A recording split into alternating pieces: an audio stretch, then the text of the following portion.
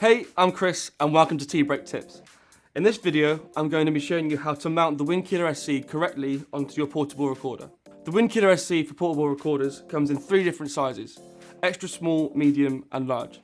In this video, I'm going to be using the medium Windkiller SE on my Zoom H4n Pro. To start with, I'm going to make sure that the drawstring is at the back of my portable recorder and place it on top. Then I'm going to make sure that the drawstring is pulled tightly. This is to make sure that no wind can enter the bottom of the Windkiller SE. Then I'm going to pull on the top of the Windkiller SE for 2 reasons. First of all, we want to make sure that we can see the screen of the portable recorder. And secondly, we want to make sure there's a bubble of dead air around the microphone's capsules in order to maintain the microphone's natural frequency response. Right, let's go and test the Windkiller SE outside. Okay, so I'm outside now with my Windkiller SE mounted incorrectly on my portable recorder. It's resting on the microphone's capsules.